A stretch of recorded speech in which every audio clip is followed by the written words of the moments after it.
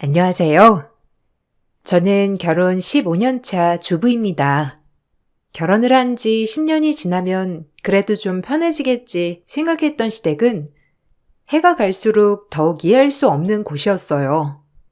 이젠 더 이상 엮일 일 없지만 지금도 그때 당시만 생각하면 마음속 울분이 솟구치는 것 같네요. 아마 저처럼 시댁 스트레스로 힘드신 분들이 많이 계실 것 같아 제 이야기를 들어보시고 조금이나마 시원한 마음 받으셨으면 좋겠네요.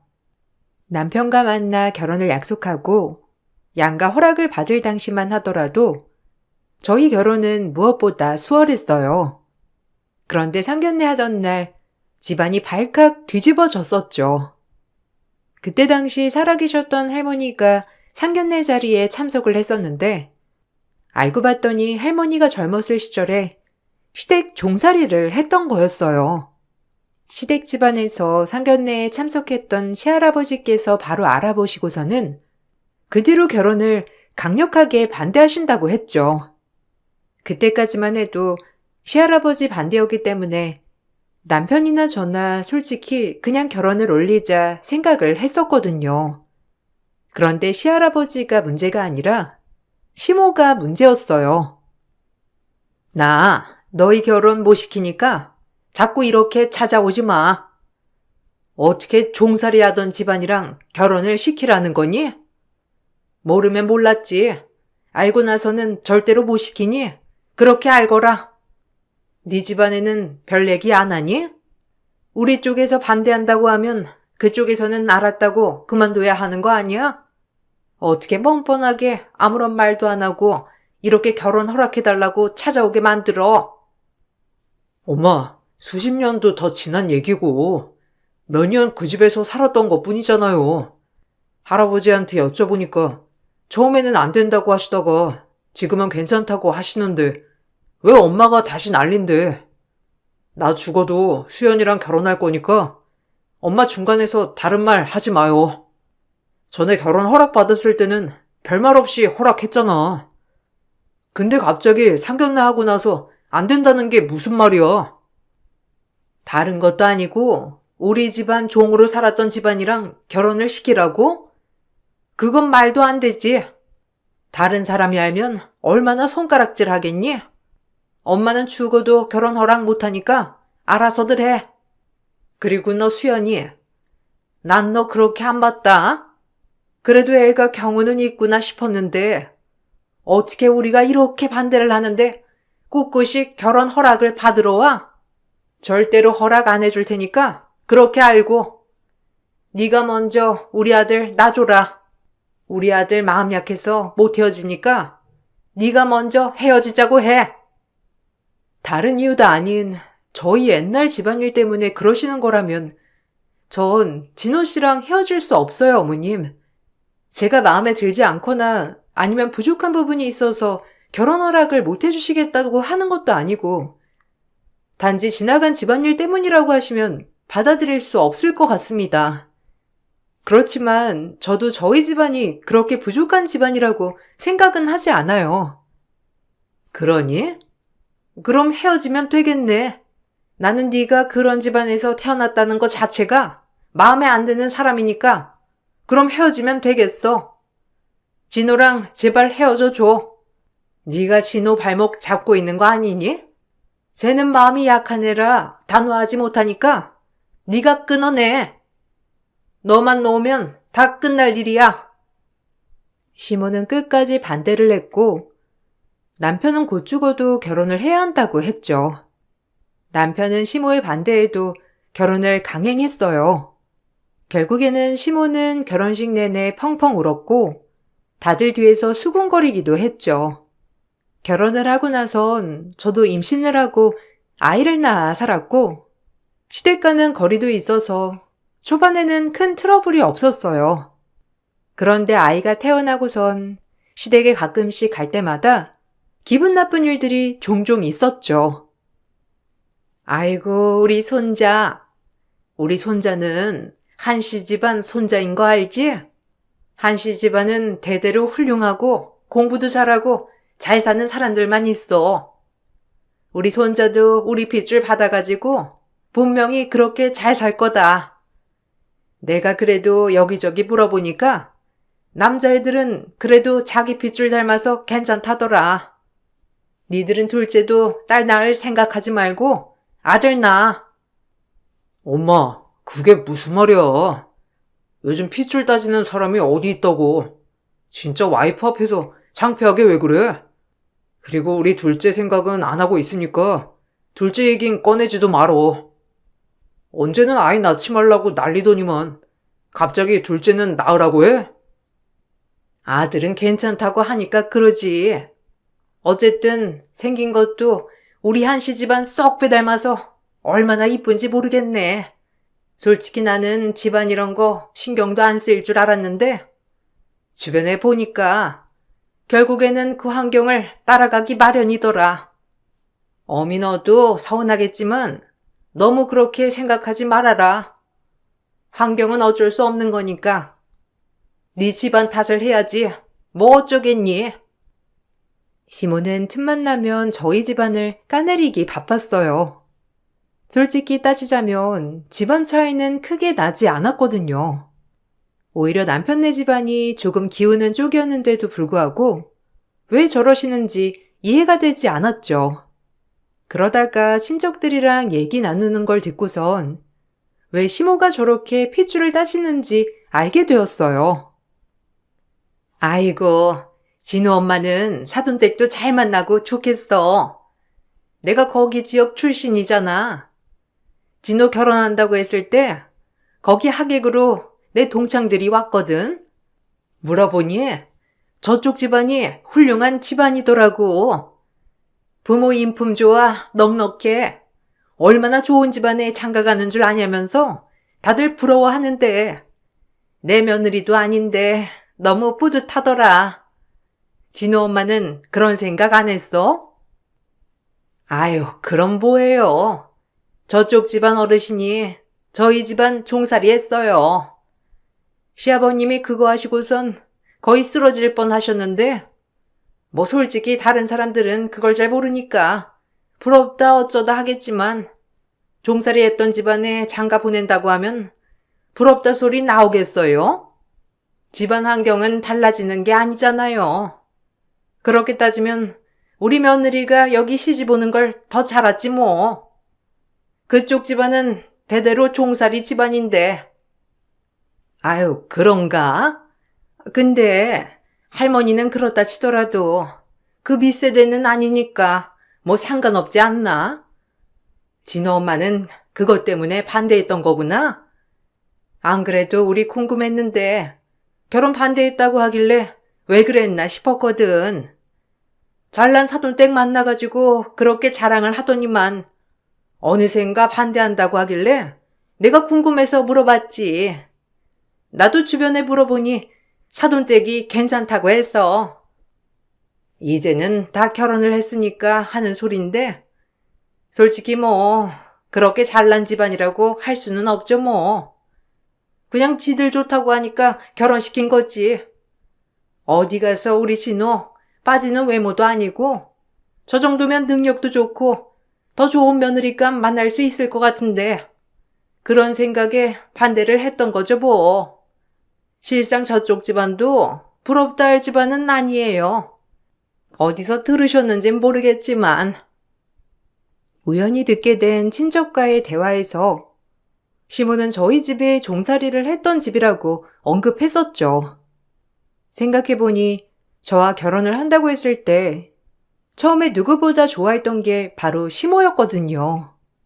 그런데 갑자기 종살이를 했던 게 알려지면서 크게 반대를 했는데 지금 생각해보면 아마 남편 쪽 집안이 기운다 생각을 해서 자존심에 더 강하게 반대를 했던 것 같아요. 저희 집에선 처음에 결혼을 반겨하지 않으셨거든요. 그 사실을 알았던 시모는 하나가 걸리니 그걸 물고 늘어졌던 거죠. 결혼을 하고 몇 년 뒤 할머니가 돌아가셨는데 그때도 장례식장까지 오셔서는 속을 뒤집어 놓으시기도 했어요. 애미야, 가서 음식 좀 더 가지고 와라. 아니, 음식이 이렇게 부실해서 어떻게 할 거야? 아유, 장례식장에 고생고생해서 왔더니만 대접이 뭐 이렇게 허술하니? 고기 좀 잔뜩 올려서 가지고 오지. 하여튼 이런 것도 집안 내력인가? 없는 살림에서 살아서 그런가? 대접하는 것도 영 허술하네. 네 할머니도 참 불쌍하시다. 내내 종살이 하시다가 자식들도 겨우겨우 키우시고 그런 거니? 어머님, 무슨 말씀을 그렇게... 할머니 그때 10년 일하신 거 가지고 언제까지 그렇게 말씀하실 거예요? 저희 집 잘 풀렸고 잘 살고 있어요. 어머님, 음식도 제가 몇 번이나 가져다 드렸잖아요. 그러지 마시고 남편 잠깐 집에 갔다 와야 할 것 같다고 하니까 같이 가셔서 시댁으로 가셔요. 제가 나중에 장례 마치고 연락 드릴 테니까 여기 계속 안 계셔도 되세요.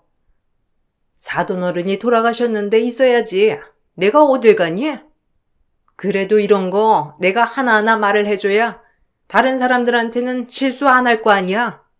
솔직히 나니까 이런 소리 해주는 거지. 남들은 이런 소리 해주겠어? 내가 다 해봐서 아는 거야.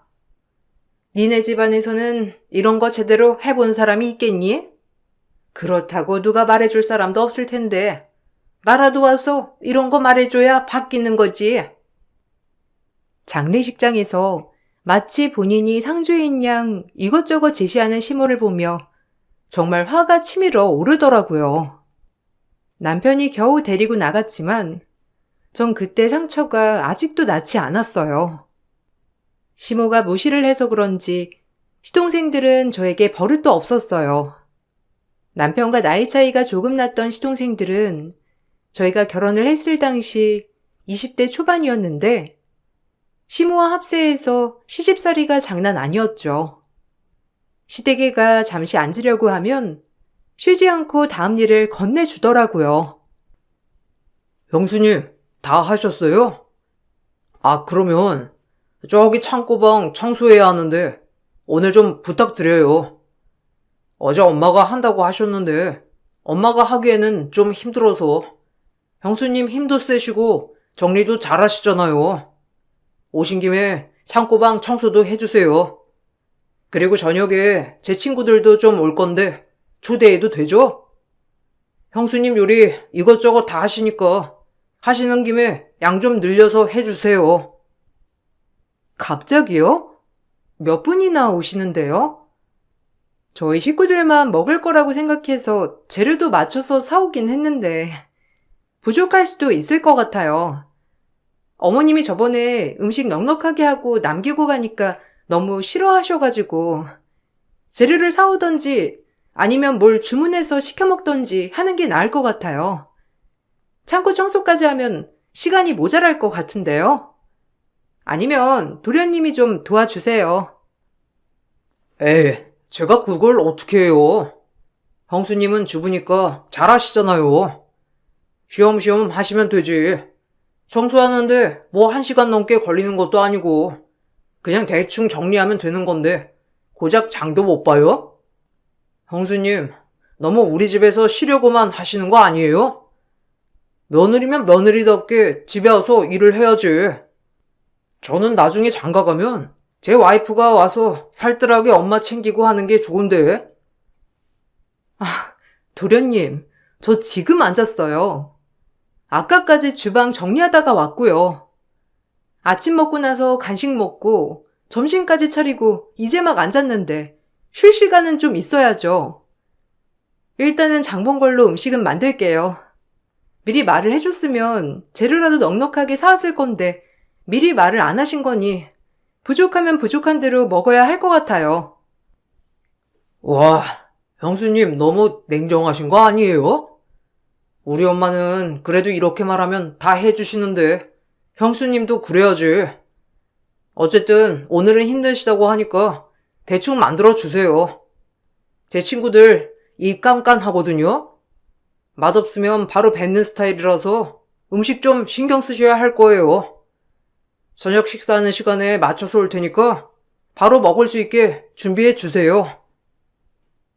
저를 마치 가사 도우미처럼 생각을 하는 시동생들을 보면서 너무 어처구니가 없었죠.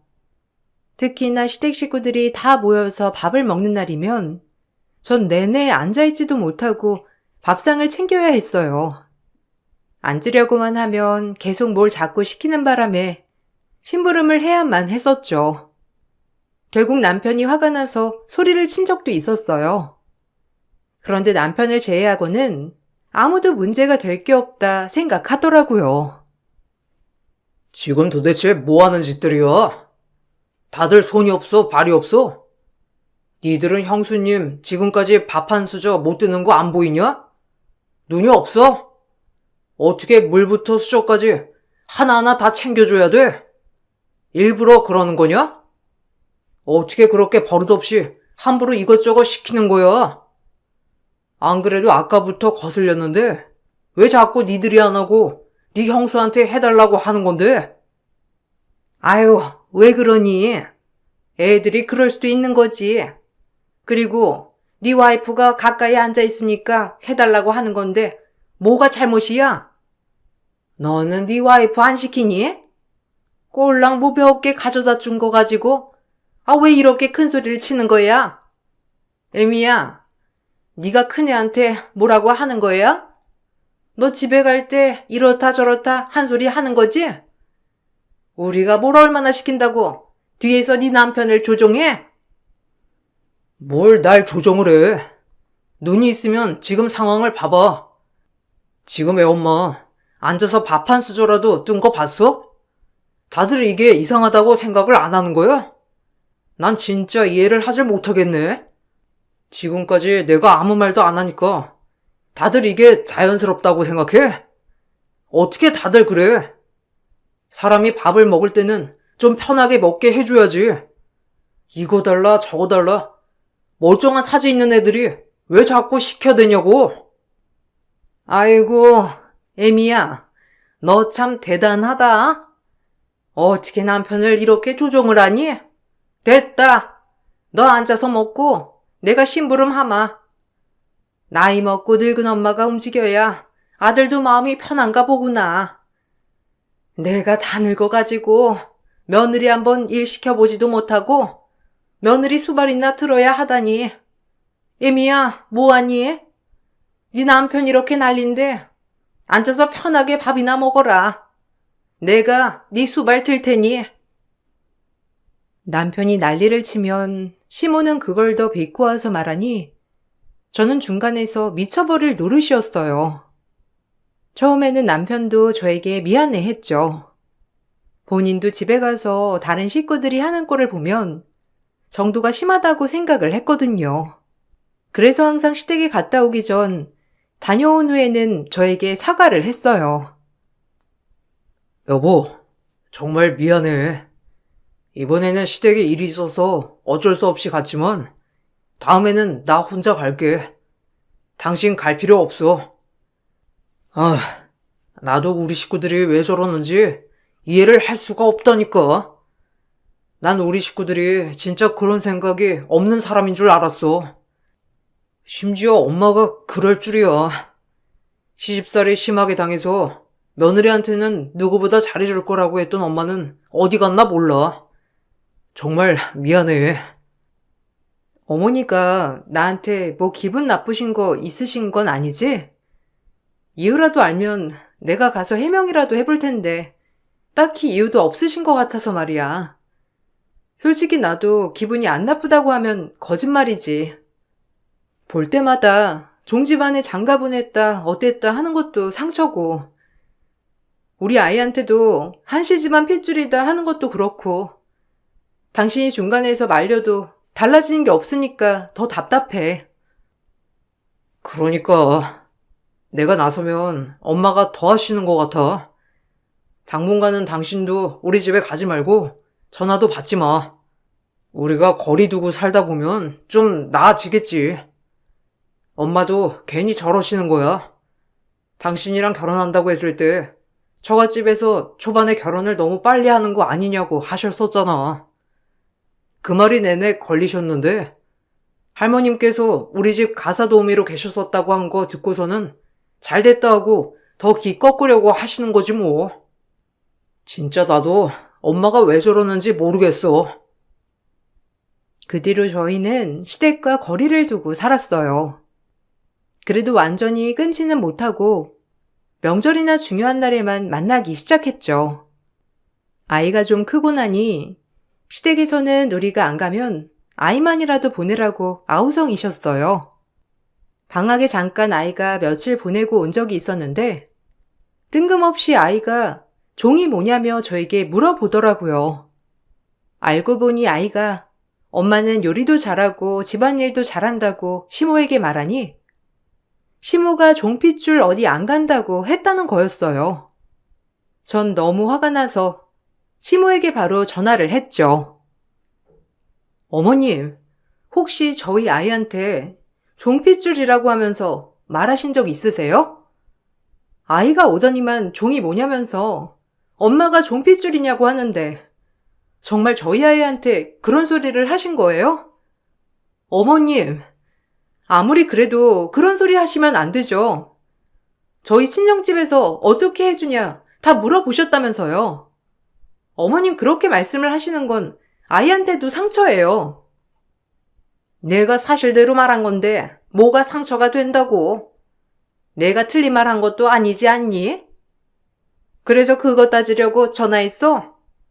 코빼기도 안 보이더니만 고작 그런 말 했다고 이렇게 전화해서는 따지는 거냐고. 너야말로 너무한 거 아니니? 애한테 제대로 알려줘야 맞는 거지. 그럼 종핏줄을 종핏줄이라고 하지 뭐라고 해? 아무리 그러셔도 그런 말은 솔직히 좋은 말로 하시는 거 아니잖아요. 지금이야 아이가 뭘 몰라서 그런다고 하지만 나중에 그 뜻 알면요? 아이는 아이 아빠 핏줄만 있는 것도 아닌데 그런 식으로 말하시면 아이한테 당연히 상처가 되죠. 그리고 저희 친정엄마도 욕하셨다면서요. 부잣집 할머니인 척하면서 이것도 안 사주고 저것도 안 사주냐면서요. 그래, 내가 그거 한번 물어본 게 그렇게 억울했니? 막말로 니네 집 그렇게 잘 산다면서. 그러면 손주한테 뭐라도 해줄 수 있는 건데 아무것도 안 해주잖니? 결혼할 때는 그렇게 잘난 척을 하더니만 왜 자식들한테는 그 정도도 못 해주는 건데? 나는 그게 너무 웃겨. 말만 잘난 척하고 베푸는 것도 없으면서 어떻게 그렇게 뻔뻔하게 동네방네 잘 산다고 소문내고 다니니? 다들 나만 보면 아들 장가 잘 보냈다 어땠다 하는데 내가 그거 듣고 얼마나 자존심 상하고 기가 막히는지. 너야말로 네 집안 단속 똑바로 해. 시모는 다른 지인들로부터 저희 집안에 아들 장가를 잘 보냈다는 얘기를 들었는지 그게 너무나 기분이 나빴다고 하더라고요. 주변에서 하도 칭찬만 하니까 시모는 그게 배가 아팠던 것 같았어요. 처음에는 그냥 원래 시모 자체가 그런 사람이구나 생각을 했었는데 동서들이 들어오고 나서 그게 아니란 걸 알았어요. 시모는 저와 동서들을 철저하게 차별하고 있었죠. 어느 날은 시댁에 일이 있어서 갔더니 동서들은 아무도 안 왔더라고요. 동서들은 아무도 안 왔어요? 안 그래도 전화를 해봤는데 다들 바쁜지 통화도 안 되고 어머님이 급하시다고 해서 연차 쓰고 왔어요. 오늘 할 일 많다면서요. 남편은 급한 일 처리만 하고 온다고 하던데 도련님들이랑 동서들은 언제 와요? 같이 와서 빨리빨리 처리하면 좋을 것 같은데. 걔네들이 올 필요가 뭐 있니? 네가 맏며느리인데 네가 와서 다 하면 되지. 그리고 아들한테 오지 말라고 해라. 굳이 여기까지 고생스럽게 와서 고생할 필요가 뭐가 있어? 너랑 나랑 후딱 해치우면 되는 거지. 네 시아버지가 허리 다쳐가지고 돼지 축사를 청소를 하나도 못했어.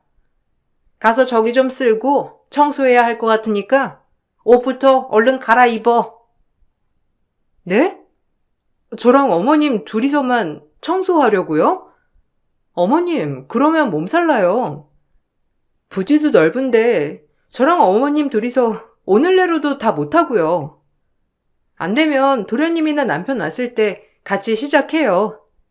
그래도 여러 명 있으면 금방 하잖아요. 너랑 나 2명이면 충분하지. 뭐 다른 사람 또 부를 필요가 뭐가 있니? 그냥 네가 가서 조금씩 하고 있어. 일단 나 다른 곳에 볼 일 있어가지고 갔다 와야 하니까 얼른 하고 있어. 금방 끝나. 너 오늘밖에 시간 안 된다고 했지? 오늘 마무리하려면 이렇게 있을 시간 없어. 가서 옷부터 갈아입거라. 아들한테는 내가 오지 말라고 전화할 테니까. 급하다고 해서 내려가 보면 시모는 축사일을 도와야 한다고 할 때가 많았죠. 그럴 땐 동서들을 아무도 부르지 않더라고요. 저 혼자서 축사 청소며 먹이 주는 일도 다 해야 했어요. 심할 때는 온다던 남편에게도 오지 말라고 전화를 하거나 도련님들도 부르지 않으시기도 했죠. 남편이 도착할 때쯤 시모도 같이 와서 일하는 척 하다가 끝이 날 때가 많았어요. 이런 일들이 많아지면서 시모는 날 차별하는구나 느끼게 되었고 시댁 식구들의 무시는 해가 갈수록 더 심해졌어요. 한 번은 시댁 모임으로 만나게 되었는데 그때 다들 작정했는지 저에게 서운하다며 말을 하더라고요. 형님, 저 너무 서운해요.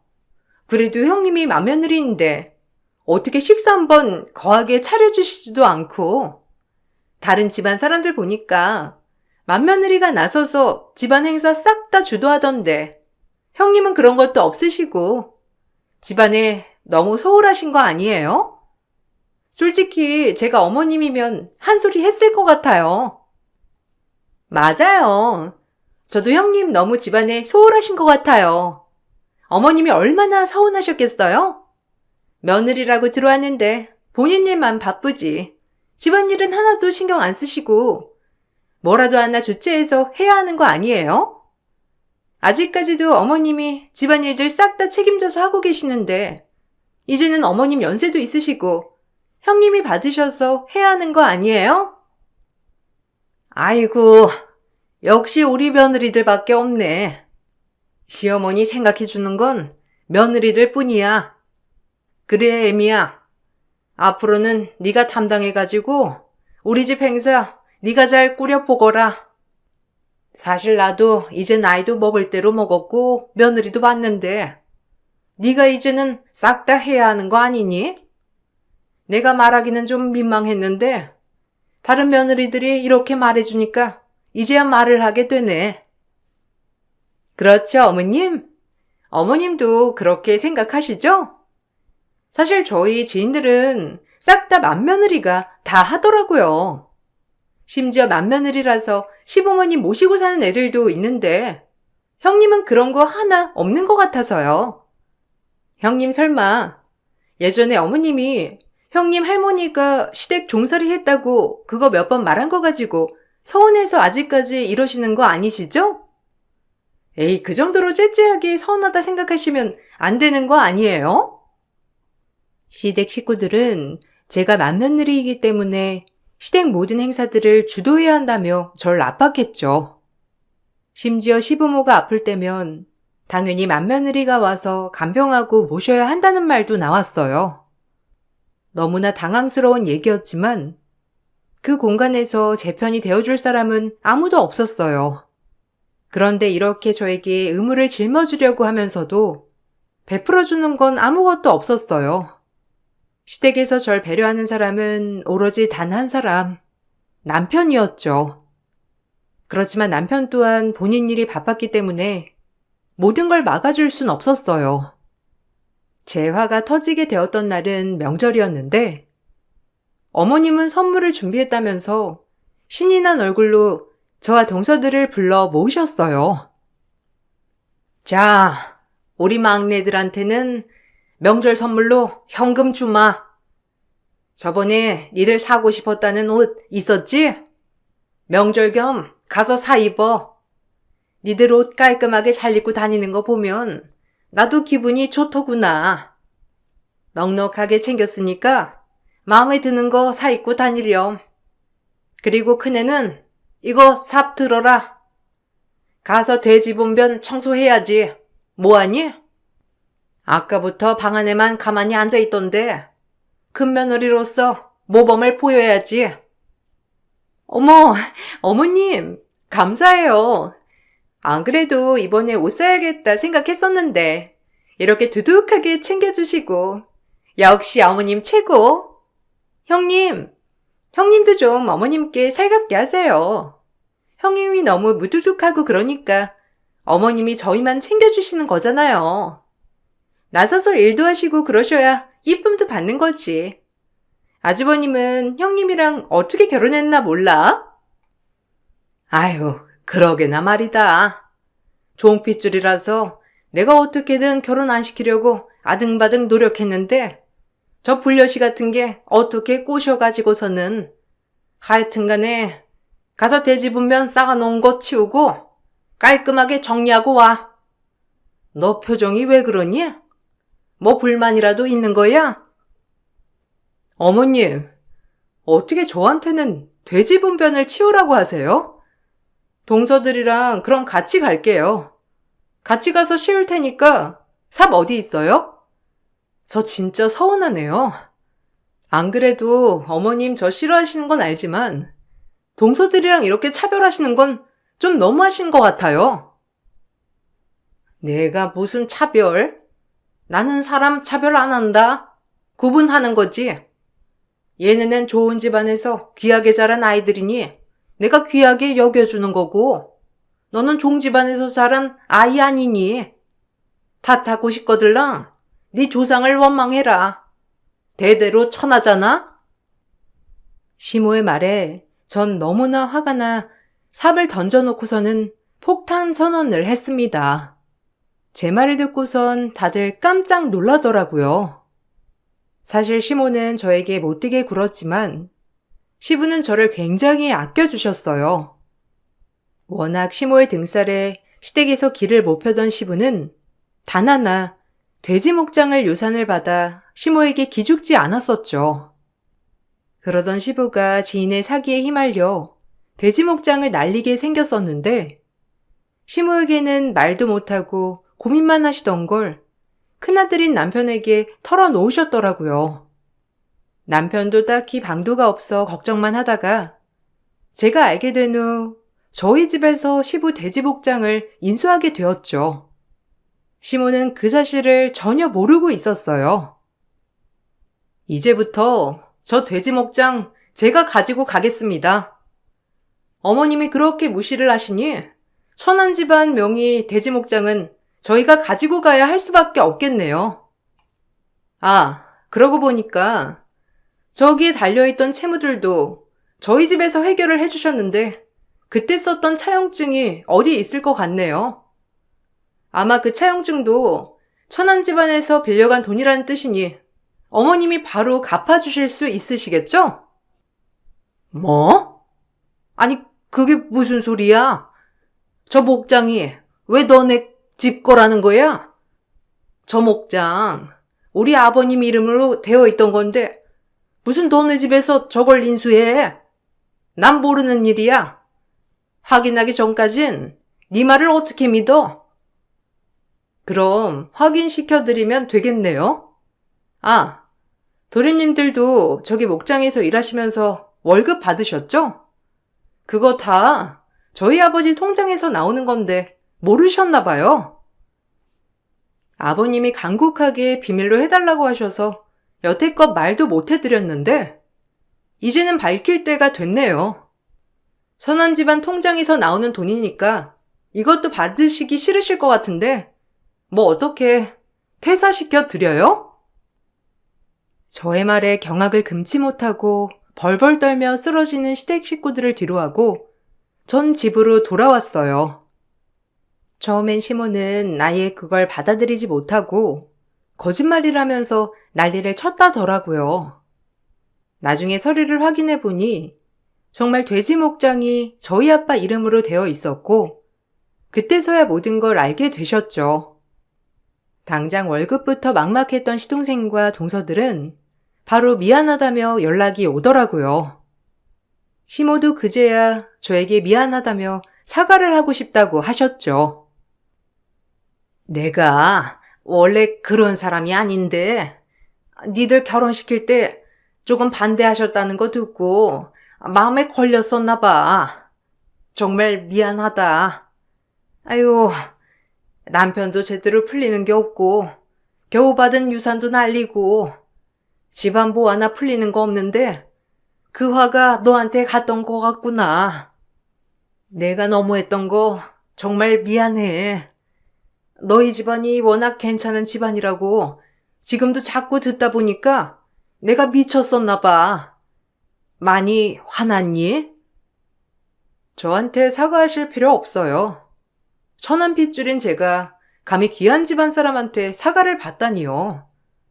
어머님 원래 하시던 대로 하세요. 안 그래도 남편한테 말했는데 남편은 제가 하고 싶은 대로 하라고 하더라고요. 생각해보니까 어머님 저희 집안이랑 엮이는 거 고역이실 것 같아 농장은 그냥 처분하기로 했어요. 그러니 도련님들도 알아서 다시 취직하라고 하시고 아버님도 다른 곳에서 일하셔야 할 것 같네요. 아이고, 내가 정말 미안하다. 그러려고 그런 게 아니라, 제발 우리 농장만은, 아니 너희 농장만은 팔지 말아줘. 우리 몇십 년 동안 그 농장 일만 해왔어. 우리 아들들도 평생 그 농장만 일구면서 살았는데 다시 한번 생각해주면 안 되겠니? 내가 너무너무 미안하구나. 처음에는 제 말을 듣고선 친정에선 농장을 다 처분하겠다며 말하셨지만 나중에는 친정에서 제 명의로 바꿔주셨어요.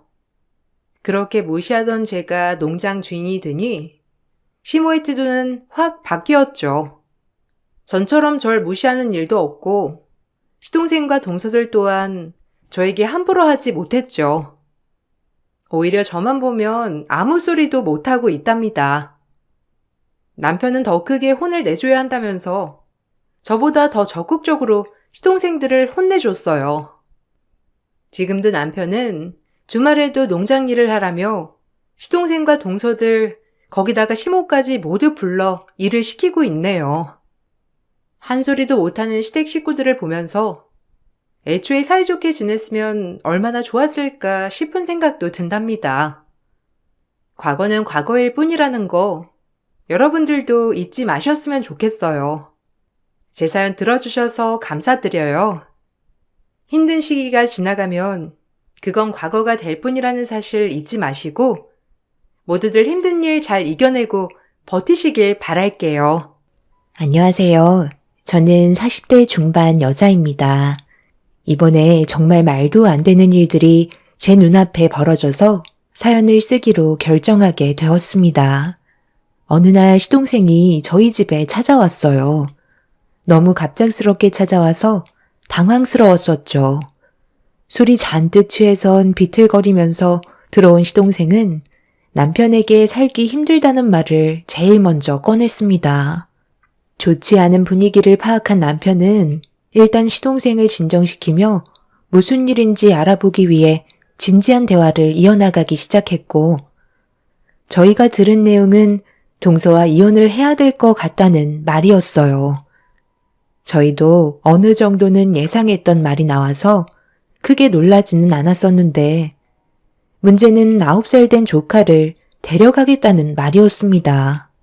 시동생은 자기가 키우겠다고 했지만 의견 조율이 되지 않아 한바탕 싸움이 났고 결국 집 밖으로 뛰쳐나왔다고 하더라고요. 시동생과 동서는 서로의 성격이 너무 달라서 다투는 모습을 자주 봤었어요. 그런 모습들이 조카에게도 안 좋은 영향을 끼치고 있었죠.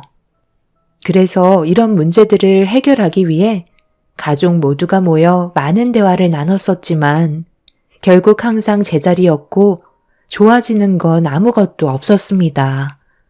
시동생은 정상적인 가정을 꾸리기 위해 밤낮 안 가리며 정말 열심히 살아왔었지만 동서는 항상 반대의 길을 선택했고 그걸 보다 못한 저희들이 직접 나선 적도 몇 번 있었어요.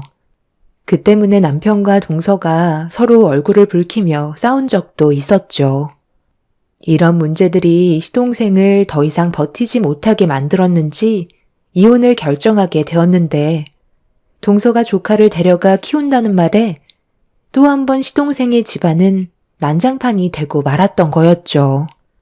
저희는 힘들어하는 시동생의 하소연을 전부 다 들어주었고, 남편과 동서는 얼굴을 한번 붉혔었기 때문에 제가 따로 만나 대화를 좀 해봐야 할 것 같았어요. 그렇게 다음날 동서에게 연락을 취한 다음 집으로 찾아가게 되었고, 전날에 있었던 일들에 대해 동서는 어떻게 생각하고 있는지 물어보았네요. 성격이 너무 안 맞아요. 그래서 이혼 결정했어요. 그게 잘못된 건 아니잖아요? 계속 이런 식으로 버텨봤자 결국 끝은 더 안 좋아질 게 뻔한데 괜히 시간 끌면서 가정을 붙잡을 필요는 없는 거잖아요. 그래서 하루빨리 각자의 인생을 살아가는 게 좋을 것 같아요.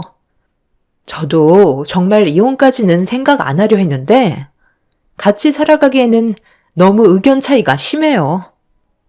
어제 서방님이랑 대화를 많이 나눴었지만 둘이 이혼을 하면 조카는 동서가 키우기로 했었다며. 그런데 서방님이랑 제일 많이 다투는 문제가 동서가 조카를 방치해서 문제가 생기는 거라는데 이 말이 확실히 맞는 거야? 제가 집에서 할 일이 얼마나 많은데요. 이건 형님도 집안일 해보셔서 아시잖아요? 그러다 보니 소홀할 수도 있는 거고 저 또한 볼일을 봐야 하니까 많은 것들을 신경 쓰기에는 한계가 있는 건데 그게 그렇게 잘못된 건 아니잖아요? 그리고 은혁이 제가 10달 배 아파 낳은 자식이에요. 그이랑 느끼는 모성애는 하늘과 땅 차이라고요. 그래서 은혁이는 제가 데려갈 거예요. 동서가 집안일을 지금 잘한다고 생각해? 하루의 일과가 어떻게 되는지 모르겠지만 내가 현관문 열고 들어왔을 때부터 눈에 들어온 것들만 봐도 이게 사람 사는 집인지 의심이 될 정도야. 이런 집안 환경에서 아이를 키운다는 게 문제가 되는 거라고. 서방님이 왜 그런 말을 하는지 어느 정도는 알 수 있을 것 같은데? 그래서 은혁이를 동서가 데려가면 제대로 키우지 못할 것 같아서 걱정이 되는 건가 봐. 동서가 엄마의 입장에서 당연히 은혁이를 데리고 가고 싶겠지만 아이의 미래도 생각해 줘야지. 이혼하면 재산 반 가져가기로 했다면서 은혁이를 잘 키우겠다는 조건을 내걸었다는데? 그럼 서방님한테 어느 정도 확신을 줘야 하지 않을까? 총 재산 30억에 반갈라 가져가겠다며. 어차피 이혼할 건데 제가 이 집에 시간 투자할 필요는 없는 거잖아요? 은혁이만 데려가서 잘 키우면 되는 거 아닌가요? 동서는 자기가 뭘 잘못하고 있는지 전혀 인지하고 있지 않았어요. 그냥 시동생의 잔소리를 듣고 싶지 않았던 것 뿐이죠. 이혼을 한다고 해서 조카를 제대로 키우지도 못할 것 같아 걱정이 많았어요.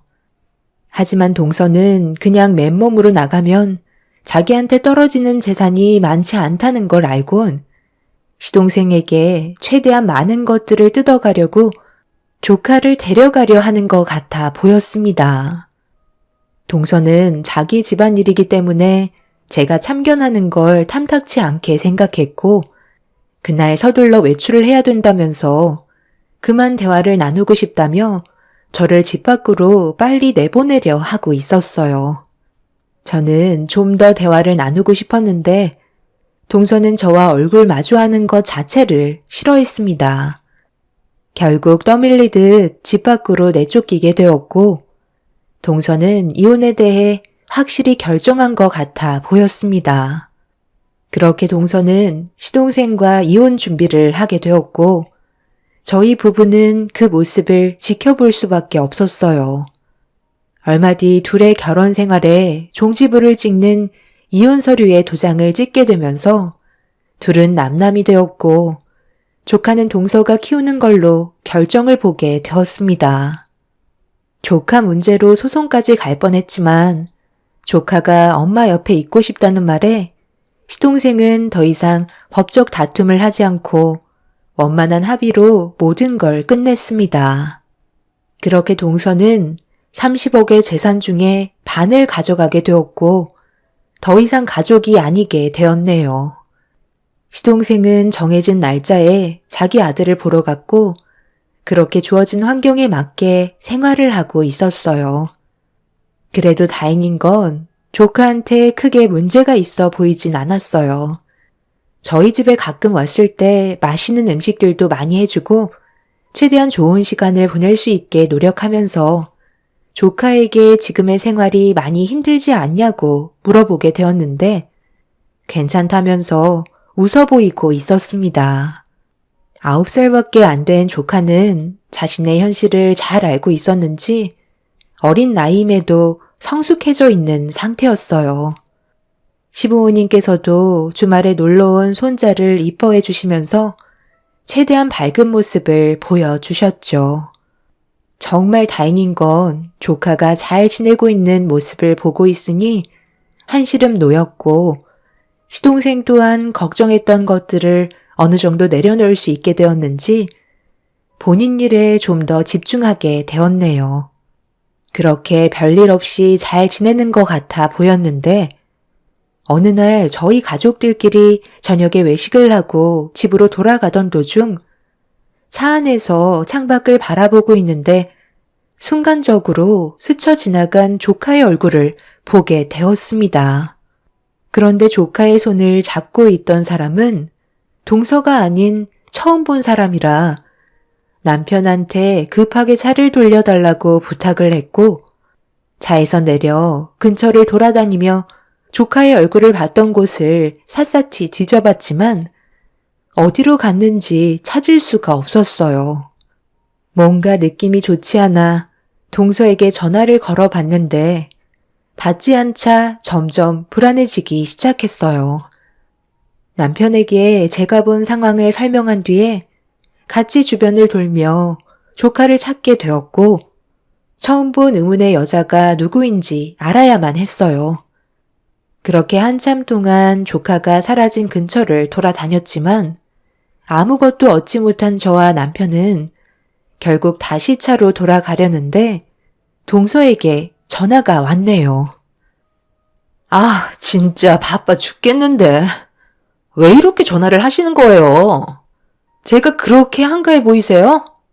저희 이제 남남인데 계속 귀찮게 하실 거예요?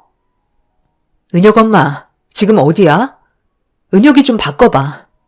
왜 아무 말도 못해? 내가 방금 뭘 봤는지 알아?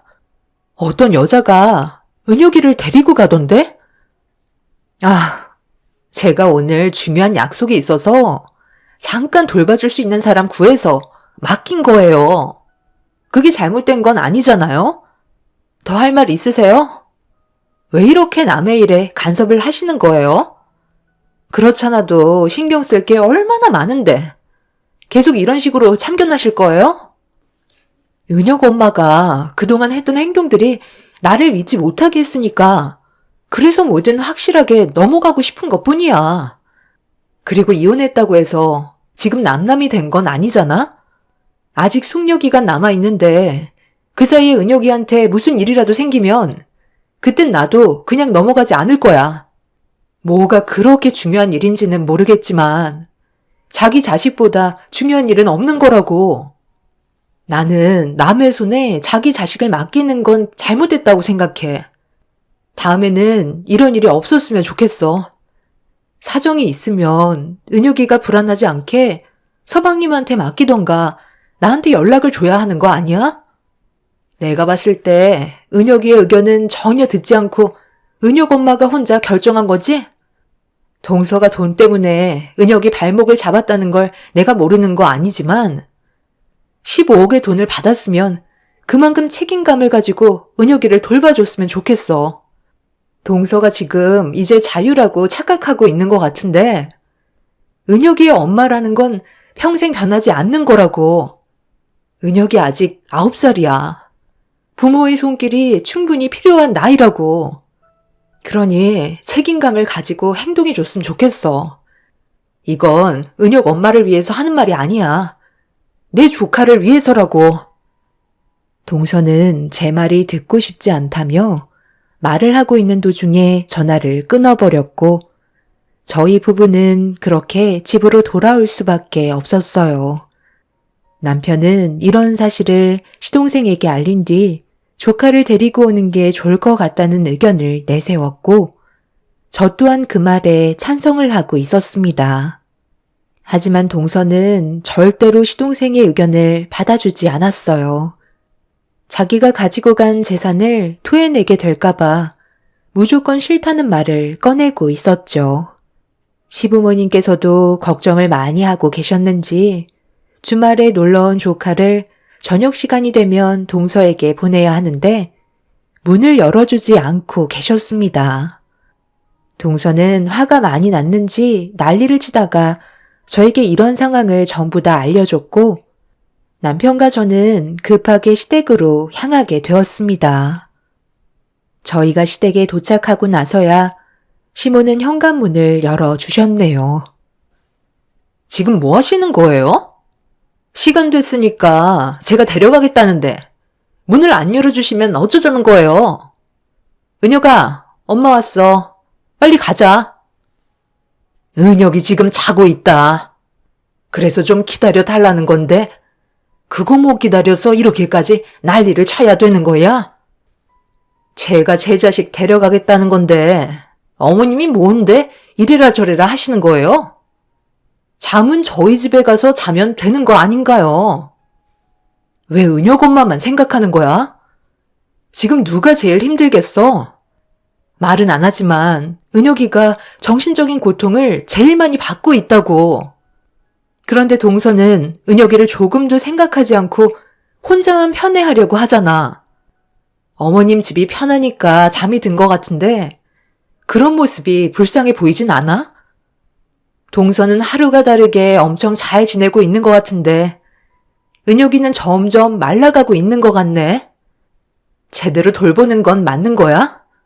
내가 봤을 때 서방님이랑 결혼 생활할 때보다 더 못 돌봐주고 있는 것 같은데? 이혼을 했으니까 저도 먹고 살아야 되는 거잖아요. 그러다 보면 아이한테 좀 소홀해질 수 있는 거지. 어떻게 맨날 옆에 끼고 살아요? 15억이면 솔직히 푼 돈이잖아요. 그 돈으로 걱정 안 하면서 살 수 없으니까 사업을 하던 뭘 해서라도 돈을 불려야 하는데 저도 지금 얼마나 힘든 생활을 하고 있는지 아세요? 남편 잘못 만나서 내 인생 다 망쳤는데 지금 누구한테 뭐라고 하는 거예요? 은혁이 아빠는 정해진 날짜에 보면 되는 거라 편하겠지만 저는 매일 붙어 있는다고요. 동서는 시부모님 방에서 자고 있는 조카를 깨웠고 무작정 데리고 집으로 돌아가 버렸습니다.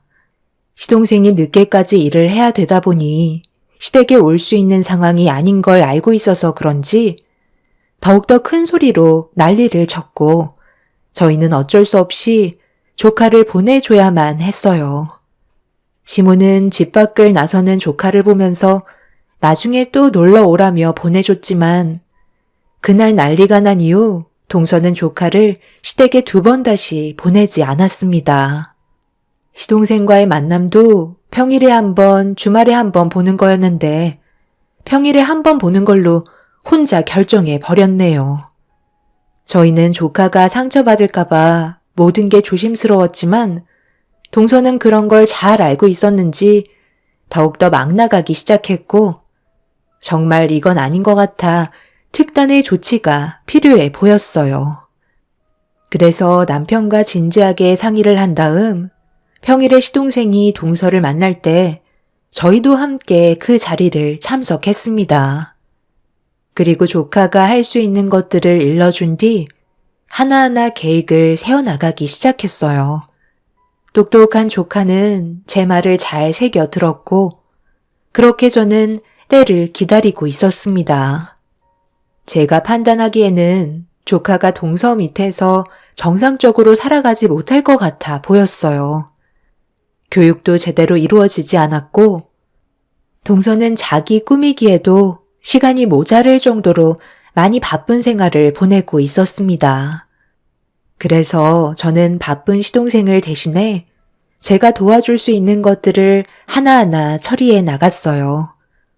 그렇게 조카와 제가 여러 가지 계획을 세우면서 지내던 어느 날, 모르는 전화 한 통을 받게 되었는데 너무 충격적인 일이라 급하게 전화가 온 장소로 출발하게 되었고, 목적지에 도착한 순간 저는 입을 다물지 못했습니다.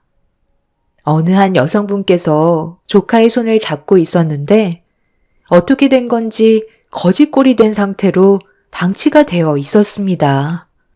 저는 어떻게 된 건지 상황을 여쭤보니 여성분은 다름 아닌 조카를 가끔 돌봐줬던 보모였습니다.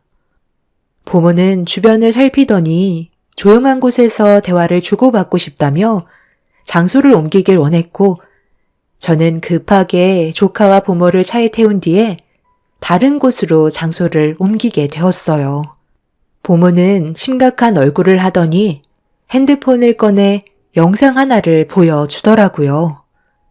남의 가정사에 참견하는 게 상당히 껄끄러운 문제이긴 하지만 방치되어 있는 조카가 앞으로 걱정이 돼서 더 이상은 지켜만 볼 수 없다며 재생 버튼을 누르는 순간 저는 그 영상을 보곤 입을 다물지 못했고, 영상에서 보이는 동서와 의문의 남자의 대화에 화가 머리끝까지 치밀어 올랐네요.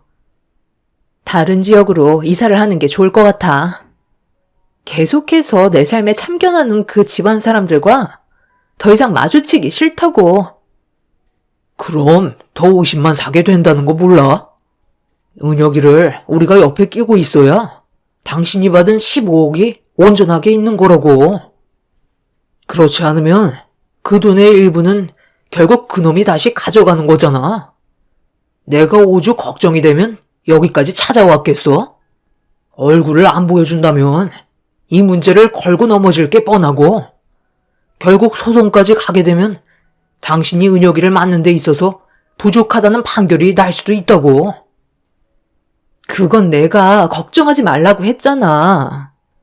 은혁이한테 확실하게 얘기했다니까. 제가 똑똑한 애라서 내 말은 확실하게 알아듣는다고. 쓸데없는 말 하지 말고 무조건 엄마가 잘 챙겨준다는 말만 하라고 했어. 내가 시키지 않는 대로 행동하면 2번 다시 아빠 얼굴 못 본다고 했다니까. 자기도 그건 싫은지 아무 말도 하지 않아. 지금까지 잘하고 있잖아. 나는 오히려 양육하는데 그 집안 사람들이 애한테 혼란만 주려고 하는 것 같다며 반대로 소송하면 된다고. 나한테 함부로 할 수가 없어. 그러니까 당신 사업이나 신경 써. 앞으로 키워야 될 자식이 하나가 아니라 둘인 거 알지? 정말 다행인 건 임신 사실을 그 집안에서 알지 못한 상황에 이혼을 했다는 거야. 만약에 당신이랑 몰래 만나다가 임신까지 했다는 걸 들키기라도 했어봐. 그럼 15억 우리 손에 넘어오지도 않았다고. 아직 숙려 기간이니까 이 기간 안에만 최대한 조심하면 돼. 요즘에 배가 조금씩 불러오는 것 같아서 은혁 아빠 만나는 것도 얼마나 신경 쓰이는데. 그래서 다른 지역으로 이사하는 게 좋을 것 같다고 얘기하는 거야. 일단 출산부터 해야 혼인 기간 중에 임신했다는 걸 확실하게 숨길 수 있잖아. 그렇긴 한데 10달 동안 어떻게 자식 얼굴을 안 보여줄 수 있냐는 거야. 한번 의심이 시작되면 끝이 없게 되는 거라고. 그건 걱정하지 마. 방 안에서 은혁이 재우고 있는 보모 있잖아? 저분이 대신 은혁이를 데려가면 되니까 그건 큰 문제가 안 돼. 보모는 혹시 모를 일을 대비해 동서가 의문의 남자와 대화를 주고받고 있었던 걸 전부 촬영해 놓고 있었는데, 그날 동서가 만나고 있는 남자의 집안 사람들이 집으로 놀러 온다는 것 때문에 은혁이를 밖에서 놀라며 내보낸 상황이었어요. 돈 한 푼 쥐어주지 않은 채 밖에서 시간을 보내던 조카는 저번에 보모의 집에 찾아간 걸 기억하고 있었는지 늦은 저녁 시간에 보모 집을 찾아갔던 거였고, 은혁이는 그제서야 어느 정도 긴장이 풀렸는지 제 핸드폰 번호를 기억해 부모에게 저한테 전화를 걸어달라고 부탁을 하게 되었던 거죠. 왜 아빠에게 전화를 하지 않았냐고 물어보자 걱정할까봐 전화를 하지 못했다며 저에게 도움을 받길 원하고 있었습니다. 9살밖에 안 된 아이가 생각할 수 있는 최선이었고 저는 그런 조카를 껴안으며 위로해 주었어요. 저는 부모에게 영상의 증거물을 건네받은 뒤 헤어지게 되었고 조카를 저희 부모님께 잠시 맡겼습니다. 그리곤 시댁 집안 식구들을 전부 다 불러 모아 동서의 집안으로 쳐들어가게 되었네요. 동네가 떠나갈 정도로 제가 문을 두드리자 동서가 당황한 듯 급하게 혼자 나왔고 나중에 다시 얘기하자며 돌아가 달라고 저희 가족에게 부탁을 하는 순간 시동생은 동서의 뺨에 손을 올려붙이고 말았습니다. 동서가 고래고래 소리를 지르며 난리를 치자 현관문이 열리더니 부모에게 받았던 영상 속의 남자가 문을 박차고 밖으로 나왔어요. 결국 그 남자와 시동생은 몸싸움이 벌어졌고 서로 막말을 주고받기 시작했는데 시모가 동서의 머리채를 잡으며 집 안으로 밀치셨어요. 그렇게 저희 가족 전부는 동서의 집으로 들어가게 되었고 그 안에는 동서와 만나고 있던 남자의 부모도 함께 자리를 하고 있었습니다. 지금 이게 뭐 하는 짓이에요? 남의 집에 함부로 들어오는 건 처벌받는 거 몰라요? 당장 우리 집에서 나가주세요. 너 지금 은혁이 어디 갔어? 네가 그러고도 엄마야? 어떻게 은혁이를 집 밖에 방치할 수가 있는 거야? 그게 무슨 말이야? 잠깐 식사 모임이 있어서 밖에서 놀라고 했던 것 뿐이라고. 그게 잘못된 건 아니잖아? 확실히 잘못된 거지. 남의 식구는 중요하고 자기 자식은 내팽개쳐도 된다는 거야? 네가 여기서 깔깔거리면서 음식을 먹고 분위기를 즐기고 있을 때 은혁이는 얼마나 힘들었을지 생각 안 해봤어? 중고등학생도 아니고 이제 9살밖에 안 된 애를 밖에서 놀라고 늦은 시간까지 방치하는 게 말이 된다고 생각해? 그리고 이거 뭐야? 네가 이러고도 사람이야? 제가 부모에게 받은 영상을 그 자리에서 재생시켰고 모든 내용이 담긴 진실이 드러나게 되자 동서와 옆에 있던 남자의 얼굴 안색은 순식간에 사색이 되고 말았습니다. 시동생은 동서 옆에 있던 남자의 얼굴에 손을 날렸고 동서는 뭐가 잘못됐냐며 오히려 큰 소리치고 있었어요. 저는 아직 또 하나 남아있는 증거물이 있다며 동서를 밀친 뒤에 조카가 생활하던 방을 찾아 열었습니다. 그리고 조카가 동서한테 급하게 내쫓기면서 가지고 나오지 못한 숨겨놓은 핸드폰을 찾기 시작했어요. 동서는 남의 집에 들어와서 물건까지 뒤지냐며 고소하겠다고 했지만 제 귀에는 아무 말도 들어오지 않았네요. 그렇게 조카가 숨겨놓았던 핸드폰을 찾게 되었고 동서는 제 손에 들려있는 핸드폰을 보더니 당황스러워 했어요. 동서는 쓸데없이 저희 가족에게 전화를 할까봐 조카에게 핸드폰을 사주지 않았었지만 제가 혹시 모를 일을 대비해 동서 몰래 조카한테 핸드폰을 사줬던 적이 있었어요. 그리고 무슨 일이 생기면 무조건 녹음을 하던가 영상을 촬영해 놓으라고 시킨 뒤 나중에 제가 달라고 하면 그때 돌려주기로 했었죠. 하지만 상황이 이렇게 되어버렸기 때문에 제가 직접 조카의 핸드폰을 찾게 되었고 그 안에 있던 영상과 녹음된 파일을 확인하는 순간 온 집안은 쑥대밭이 되고 말았습니다. 동서는 자기 자식에게 입에 담지 못할 말을 꺼내면서 저번에 시댁에서 잠깐 졸았던 걸로 집으로 돌아와 심하게 화를 내며 2번 다시 아빠 얼굴은 못 보게 될 줄 알라며 난리를 치던 동서의 목소리가 담겨 있었습니다. 그런데 그 옆에서 동서와 만나고 있던 남자가 말로만 해선 말을 듣지 않는다고 더욱더 크게 화를 내고 있었어요. 저희 집안 식구들은 이성을 잃어버렸고 이것 외에도 상간남이 동서가 없을 때 조카에게 했던 상당히 많은 충격적인 증거물들이 조카의 핸드폰에 담겨 있었습니다. 결국 그날의 사건 이후로 소송을 진행하게 되면서 동서가 자기 자식을 이용해 받았던 15억의 일부를 되돌려 받을 수 있었습니다. 그리고 오히려 혼인 기간 중에 다른 남자를 만나 임신을 했다는 사실로 시동생은 역고소를 통해 동서와 상간남에게까지 위자료를 받을 수 있었네요. 재판에서는 동서는 엄마의 자격이 없다며 접근 금지 처분을 허용해 주었고 그렇게 모든 사건이 마무리가 되었습니다. 시동생은 저에게 많은 걸 도와줘서 정말 고맙다며 동서에게 받았던 일부 금액을 포함해 10억을 저에게 넘겨주었어요.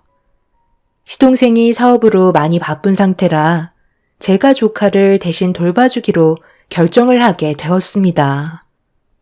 저희는 돈을 받지 않겠다고 했지만 많은 걸 제자리로 돌려놓을 수 있게 해준 거와 앞으로 조카를 잘 좀 봐달라며 10억을 결국 넘겨주었네요. 조카는 제 곁에서 떨어지지 않을 정도로 껌딱지가 되었어요. 그리고 사업을 하는 시동생은 모든 게 안정적으로 되어가자 잘 풀리지 않았던 사업이 불경기인데도 잘 되고 있는 중입니다. 동서는 자기와 살림을 차리며 같이 살겠다고 했던 남자가 동서에게 있던 거금의 돈이 사라지자 얼마 남지 않은 돈까지 모조리 들고 잠적해버린 상태였고 동서는 빈털터리가 돼선 상간남의 아이를 혼자서 키우게 되는 불행을 맞이하게 되었네요. 동선의 부모가 시댁에 직접 찾아와 용서를 구했지만 저희가 받아줄 이유는 전혀 없었습니다. 자신의 행복을 걷어차버린 동선은 결국 나락으로 떨어지고 말았네요.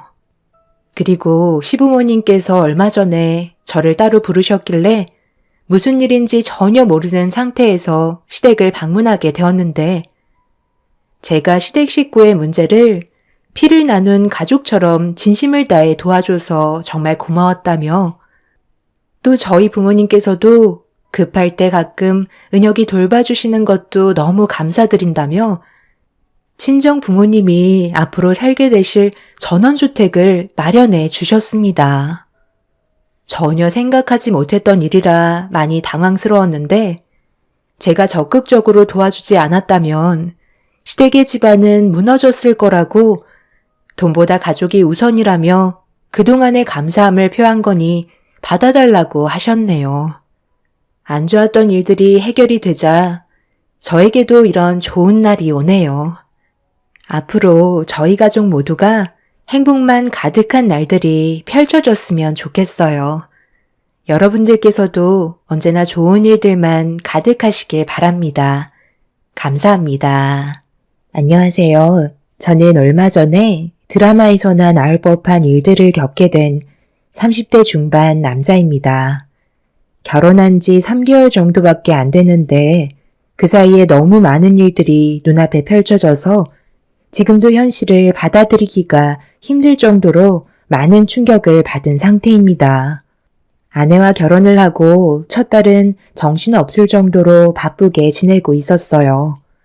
집안 정리가 끝나지도 않았었고 내부 구조조정을 다시 하는 바람에 상당히 어수선한 날들을 보냈었죠. 사랑하는 사람이 매일 아침 눈 뜰 때마다 제 옆에 있어준다는 건 저에게 너무나도 행복한 순간들이었고 꼭 꿈을 꾸는 것 같은 느낌이 들 정도로 이런 현실이 믿기지 않았어요. 그런데 짐을 정리하다가 침대 밑에 무언가가 제 발끝에 닿았고 고개를 숙여보니 검은색 상자가 눈에 들어와 꺼내보게 되었는데 처음 보는 상자였습니다. 아내의 물건이라 함부로 열어보는 건 실례일 수도 있을 것 같아 박스 테이프로 전체를 밀봉해 놓은 상자를 잠깐 흔들어 본 뒤 다시 침대 밑에 도로 넣어 두었네요. 안에 들어있는 내용물이 무엇인지 확인해 보고 싶었지만 뜯으면 흔적이 남기 때문에 차라리 나중에 아내에게 물어보는 게 좋을 것 같다는 생각을 가지게 되었습니다. 거실에서 저녁을 준비하고 있던 아내는 준비가 다 끝이 났는지 저를 부르는 목소리가 들려왔고 그렇게 아내가 차려준 맛있는 식사를 함께 먹고 있는데 침대 밑에 있던 박스가 제 머릿속을 떠나지 않아 아내에게 조심스럽게 물어보게 되었네요. 그리고 제 말이 끝남과 동시에 음식을 먹던 아내의 움직임이 멈췄습니다. 박스 안에 있던 내용물이 뭔진 확인하지는 않았어. 당신이 중요하게 생각하는 물건일 수도 있잖아. 아예 뜯지도 못하게 테이프로 촘촘히 감아놨던데? 그냥 열고 싶지 않아서 촘촘히 감아둔 것뿐이야. 나에게는 기억하고 싶지 않은 물건이기도 하지만 그렇다고 버리기에도 아까운 것들이라 밀봉해 놓은 거야. 기억하고 싶지 않은 물건인데 왜 버리기에 아까운 거지? 그런 물건이 집에 있는 것 자체가 좋은 건 아니잖아. 상자도 검은색으로 되어 있어서 좋은 느낌을 주는 물건도 아닌 것 같은데. 차라리 그냥 버리는 게 좋지 않겠어? 상자 안에 어떤 게 들어있는지 나는 모르지만 우리 관계에 문제가 되는 것들은 아니지? 그런 건 아니니까 너무 신경 쓰지 마. 내가 하루빨리 처리하도록 할게. 그리고 웬만하면 우리가 결혼했어도 당신 물건이 아니면 건들지 않아줬으면 좋겠어. 제 시선을 피하면서 말까지 더듬는 아내가 무언가를 숨기는 게 느껴졌지만 신혼 초라 저 또한 말도 안 하고 아내의 물건을 괜히 건드려서 안 좋은 기억을 또다시 꺼내게 한 것 같아 좀 미안했었어요. 아주 잠깐 어색한 분위기가 만들어지긴 했었지만 아내는 다른 쪽으로 대화를 이끌어 나갔고 아무렇지도 않은 척 저를 평소처럼 대하길래 그 모습을 보고 저도 검은색 상자는 머릿속에서 지워버렸습니다.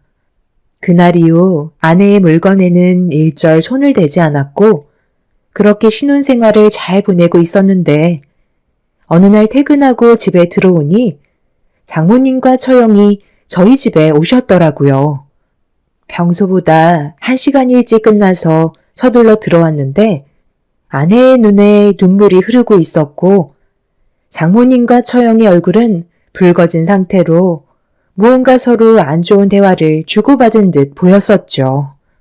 제가 집에 들어오자마자 장모님과 처형은 나중에 다시 오겠다며 서둘러 자리에서 일어났고 아내는 고개를 떨군 채 흘리던 눈물을 닦고 있었습니다.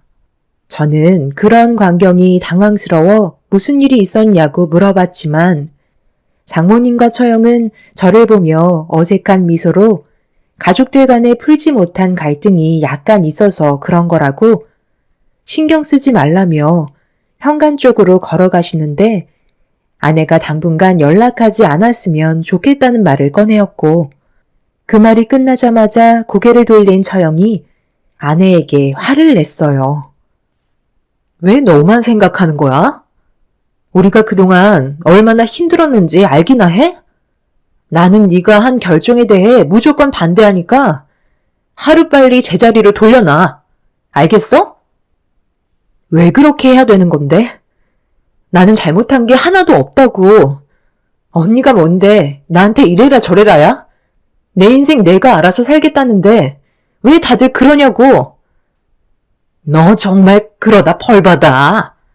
사람이 해서는 안 될 짓을 저지르면 되겠어?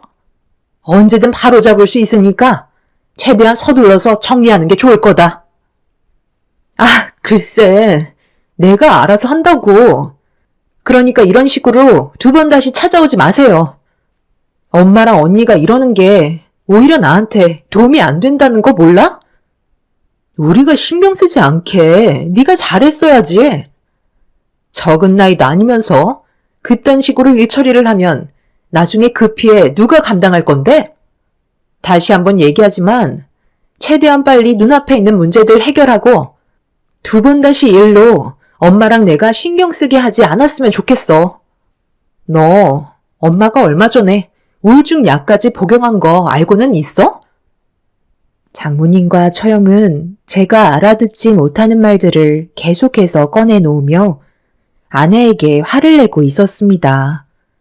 아내 또한 장모님과 처형한테 불만이 많이 쌓였는지 쉬지 않고 막말을 하면서 서로 안 좋은 감정들이 점점 고조되고 있었고 저는 퇴근하자마자 그런 광경을 목격해서 어떻게 해야 할지 몰라 난감한 상태였죠. 제가 무슨 이유 때문인지 모르겠지만 그만하시는 게 좋을 것 같다는 말을 꺼내자 장모님과 처형이 제 눈치를 보더니 안 좋은 모습을 보여줘서 미안하다며 서둘러 현관문을 열고 집 밖을 나가셨네요. 그 모습을 바라보고 있던 아내는 힘겹게 자리에서 일어나 방으로 들어간 뒤에 눈물을 펑펑 쏟아냈습니다.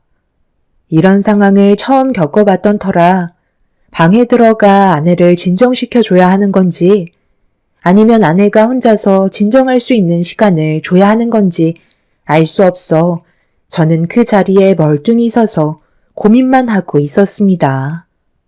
결국 아내에게는 혼자만의 시간이 필요해 보여 일단 소파에 앉아 한참 동안 아내가 나오길 기다리고 있었어요. 그렇게 얼마의 시간이 흐르니 아내는 어느 정도 진정이 됐는지 눈물로 인해 퉁퉁 부어오른 눈으로 저를 보며 어색한 미소를 띄었네요. 좀 괜찮아졌어? 갑자기 이게 무슨 일이야? 퇴근하자마자 내가 얼마나 놀랐는데. 무슨 일이길래 장모님이랑 처형이 흥분하시면서 당신한테 뭐라고 하는 건데? 아, 별거 아니야. 그냥 사소한 집안일 문제니까 당신은 신경 쓰지 않아도 돼. 내가 알아서 처리할 수 있는 문제거든. 두 번 다시 이런 일 없을 거니까 걱정하지 마. 당신이 얘기하고 싶지 않으면 나도 더 이상은 물어볼 생각은 없지만 내가 봤을 때 너무 심각해 보여서 그런 거지. 정말 별일 아닌 거지? 내 도움이 필요하면 말하고. 나는 남이 아니라 당신이랑 평생 함께 해야 될 사람이야. 숨기는 게 오히려 더 많은 피해를 줄 수도 있는 거라고. 내 말이 무슨 뜻인지 알겠지? 아내는 걱정하지 말라며 두 번 다시 이런 모습 보이지 않겠다고 어색한 미소를 보여주었어요. 주방으로 들어가 저녁 준비를 하는 아내의 뒷모습을 보는데 많이 힘들어 보였고 그런 모습을 지켜보고 있는데 제가 해결해 줄 수 없는 것들이 있다는 거에 마음이 좋지 않았습니다. 아내는 금세 아무렇지 않은 척 행동하면서 저에게 맛있는 저녁 식사를 차려주었네요. 그런데 장모님과 처형이 다녀가신 이후로 아내는 매일 저보다 늦은 시간에 집에 들어왔었어요. 보통 회사에서 퇴근해서 집에 들어오는 시간이 5시에서 5시 반 정도 됐었는데 아내는 매일 저녁 9시에서 10시쯤에 집에 들어왔습니다. 야근이 없는 회사라고 알고 있던 저는 퇴근 시간이 왜 이렇게 늦냐고 물어봤는데 아내는 최근에 퇴사한 사람의 몫까지 해야 돼서 일이 많아졌다고 둘러댔지만 저는 그런 아내의 말을 이해할 수가 없었어요. 그래서 불만이 조금씩 생기기 시작했고 차라리 회사를 옮기는 게 어떻겠냐는 의견을 제시했지만 아내는 조만간 사람이 구해지면 괜찮아질 거라고 대충 넘어갔습니다. 항상 무언가를 숨기는 듯한 느낌은 날이 갈수록 점점 더 크게 느껴졌고 그런 아내의 행동들이 저에게는 불만으로 다가오기 시작했죠. 결국 이런 시간들이 계속해서 반복이 되자 집에 늦게 들어온 아내에게 안 좋은 말을 꺼내놓게 되었고 처음으로 서로가 상처되는 말을 주고받고 말았습니다. 지금 몇 시야? 그래도 평소에는 늦어도 10시에는 들어오더니 왜? 오늘은 12시가 다 돼서야 집에 들어왔네. 직원을 그렇게 부려먹는 회사가 어디 있어? 내가 얘기했잖아. 한 명의 직원이 퇴사해서 내가 그 사람의 업무까지 처리해야 된다고. 그래서 당분간 이해해달라고 말했었잖아. 그런데 뭐가 문제야? 뭐가 문제냐고? 지금 시간을 보고도 그런 말이 나와? 결혼 전에는 잘 몰랐는데 당신 나를 남편으로 생각하긴 하는 거야? 무슨 말을 해도 솔직하지 않고 항상 속마음을 전부 다 꺼내놓지 않잖아. 우리는 이제 서로 솔직해져야 한다고. 부부로서 함께 살아가기 위해서는 신뢰가 제일 중요한데 당신은 최소한의 기본적인 것도 안 하고 있잖아. 나는 그게 문제라는 거야. 내가 언제까지 당신을 기다려줄 것 같은데? 나중엔 솔직하게 얘기해주겠다는 믿음 하나로 계속 기다리고 있는데 당신은 조금도 변화된 모습을 보여주지 않고 있잖아. 나를 정말 사랑해서 결혼한 건 맞는 거지? 조만간 회사는 다른 곳으로 알아보는 게 좋을 것 같아. 당신 지금 상당히 힘들어 보여. 그리고 앞으로 우리의 관계에 있어서 좀 더 솔직해지고 모든 걸 숨기지 않았으면 좋겠어. 이게 내가 바라는 거야. 아무리 부부라고 해도 여러 가지 말 못할 일들도 많은 거야. 당신이 무슨 말을 하는지 내가 모르는 건 아니지만 개인의 사생활이라는 것도 있는 거라고. 당신이 말하는 개인의 사생활이 나보다 중요해서 끝까지 거짓말을 하는 거야? 내가 방금 뭐라고 그랬어? 서로에 대한 신뢰가 중요하다고 했잖아. 언제까지 나한테 말하지 않고 숨길 생각인 건데? 당신 회사에서 5시 정각에 퇴근했다며? 회사에서 야근을 한 역사가 없다고 하던데? 그럼 당신이 나한테 거짓말까지 하면서 퇴근하고 6시간이 넘는 시간 동안 밖에서 뭘 하고 있었던 거야? 그 시간을 나한테 설명해 줘야 하는 거 아니야? 이제 우리 좀 솔직해지면 안 되겠어? 당신 지금 내 뒷조사한 거야? 부부는 신뢰가 중요하다고 방금 당신 입으로 얘기했으면서 어떻게 내 뒷조사를 할 수가 있는 거야? 당신한테 정말 실망했고 더 이상은 대화하고 싶지 않아. 내가 조만간 전부 다 해결된다고 얘기했잖아. 그럼 그때까지 기다려주면 되는 거 아니야? 꼭 이렇게까지 했어야 돼? 나는 온전히 당신이 걱정돼서 회사에 전화해 본 것 뿐이었어. 그런데 회사에 야근이 없다는 말을 들었을 때 나는 어땠을 것 같아? 얼마나 당황했는지 알아? 이제 솔직하게 얘기해줘. 퇴근하고 집에 오기 전까지의 시간 동안 무엇을 했는지 전부 다 말해주지 않는다면 나도 이 문제에 대해 그냥 넘어가지 못할 것 같아. 내가 왜 당신한테 모든 걸 설명해야 되는 건데? 나는 그럴 필요 없다고 생각하는데? 배우자를 믿지 못하는데 설명해줘봤자 달라질 게 있겠어? 또 다른 불신이 생겨나겠지. 지금의 상황에선 당신한테 너무 실망해서 아무 말도 하고 싶지 않아. 당분간 우리 방을 좀 따로 쓰는 게 좋겠어. 난 피곤해서 먼저 들어가 볼게. 아내는 제가 뒤에서 몰래 조사를 해봤다는 거에 대해 많은 실망을 했는지 더 이상의 대화를 이어나가지 않고 방으로 들어가 버렸습니다.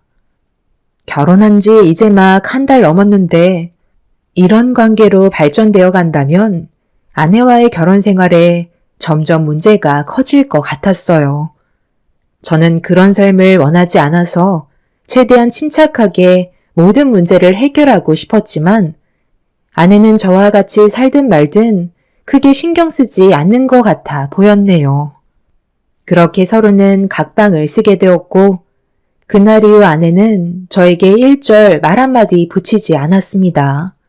이런 불안한 관계가 지속된다면 결국 그 끝은 이혼밖에 없을 테고 제 인생에 오점을 남기는 일이라 그런 불행을 만들고 싶지 않았어요. 아무것도 해결되지 않은 상태에서 아내에게 먼저 다가가 손을 내밀었지만 아내는 제가 뒷조사를 했다는 거에 많은 실망을 했는지 받아주지 않았습니다. 잘못은 아내가 했는데 왜 제가 손을 내밀어야 했는지 지금 생각해봐도 정말 웃긴 상황이었죠. 그만큼 저는 아내를 진심으로 사랑했었는데 아내는 그렇지 못했던 것 같네요. 퇴근하고 나서 6시간 정도의 시간 동안 무엇을 했는지 알 수 없는 상황과 안 좋은 관계가 계속해서 유지가 되고 있으니 저도 아내를 향한 제 마음에 조금씩 변화가 찾아오고 있었습니다. 결국 아내의 뒷조사를 해보기로 결심하게 되었고 평소보다 몇 시간 일찍 퇴근해서 아내의 회사 앞에 기다리고 있었죠.